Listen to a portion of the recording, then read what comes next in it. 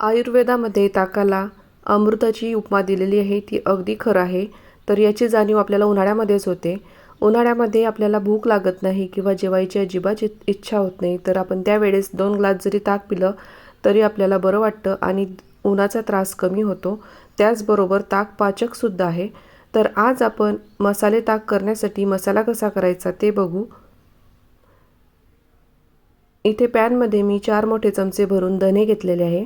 यातच आपल्याला 3 चमचे जिरे घ्यायचे आहे. 1 छोटा चमचा भरून ओवा घेतलेले आहे. यातच आपल्याला दालचिनीचे तुकडे घालायचे आहे 2.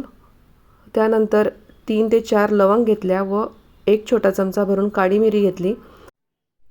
इथे आपल्याला सर्व साहित्य भाजून घ्यायचं आहे. तर गॅसची फ्लेम कमी ठेवूनच आपल्याला भाजायचं आहे, जेणेकरून आपलं साहित्य करपणार नाही किंवा जळणार नाही. तर आपल्याला अगदी व्यवस्थित भाजायचं आहे. इथे सर्व साहित्य भाजून झालेलं आहे. त्यानंतर मी इथे आता गॅसची फ्लेम बंद करते व आपल्याला हे थंड करून घ्यायचं आहे. तर अशा प्रकारे बघा, थंड झाल्यावरती आपल्याला हे सर्व साहित्य मिक्सरच्या भांड्यामध्ये टाकून बारीक करून घ्यायचं आहे. तर आपल्याला याची बारीक पावडर करायची आहे. इथे मी आपलं भाजलेलं मिश्रण एका मिक्सरच्या भांड्यामध्ये टाकते. यातच आपल्याला 2 चमचे साखर घालायची आहे. त्यातच आपल्याला 1 चमचा मीठ टाकायचं आहे व 2 चमचे इथे मी काळं मीठ घेतलेलं आहे. काळं मीठ देखील खूप पाचक असते व आपल्या आरोग्यासाठी चांगलं असते, त्यामुळे काळं मीठ वापरायला पाहिजे. यातच मी थोडंसं सुंठचा तुकडा टाकलेला आहे. जर तुमच्याकडे सुंठ पावडर असेल तर तुम्ही अर्धा छोटा चमचा भरून सुंठ पावडर टाका व अशा प्रकारे मिक्सरला बारीक फिरवून घ्या. तर इथे मसाला ताकसाठी आपली पावडर तयार झालेली आहे. आता मी दही घेतलेलं आहे. तर मी इथे दही रात्री बनवलेलं होतं, आपलं घरचं शुद्ध दही घेतलेलं आहे. यात आपल्याला 2 मोठे चमचे भरून दही टाकायचं आहे. जर तुम्हाला जास्त प्रमाणामध्ये ताक करायचं असेल तर तुम्ही दही जास्त घेऊ शकता. यातच 1 हिरवी मिरची घेतली, आल्याचं तुकडं घेतलं व पुदिन्याचे पानं घेतले. त्यानंतर मी इथे बर्फ घेतलेला आहे. यातच आपल्याला 2 ग्लास भरून पाणी टाकायचं आहे. तर मी इथे थंड पाणी घेत आहे माठातलं.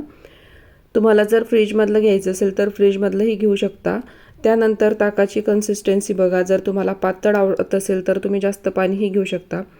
तर इथे मी परत 1 ग्लास भरून पाणी घातलं व आपण जो मसाला तयार करून घेतलेला आहे तो 1 चमचा भरून घातलेला आहे. आणि यामध्येच थोडंसं तुम्हाला मीठ कमी वाटत असेल तर मीठही टाकू शकता. माझं प्रमाण अगदी बरोबर होतं, त्यामुळे मला मीठ टाकायची गरज वाटली नाही. तर अशा प्रकारे आपलं चटपटीत मसाले ताक तयार झालेलं आहे. संध्याकाळच्या वेळेस उन्हाळ्यामध्ये जर तुम्हाला जेवायची इच्छा नसेल तर तुम्ही 1 ग्लास ताक जरी पिलं तरी तुम्हाला खूप छान वाटेल व थंडावा येईल शरीराला. तर अशा प्रकारे इथे मसाले ताक बनवून तयार झालं. ही पावडर तुम्ही एका वेळेस बनवून स्टोअर करून घेऊ शकता. 2 महिने आरामात चालते आणि जेव्हाही तुम्हाला मसाला ताक बनवायचा आहे तेव्हा ही पावडर तुम्ही वापरून घेऊ शकता. तर अशा प्रकारे इथे आपला मसाला ताक आणि मसाले ताकसाठी बनवलेला मसाला तयार झालेला आहे. चला तर भेटू आपण पुढच्या रेसिपीमध्ये. तोपर्यंत धन्यवाद.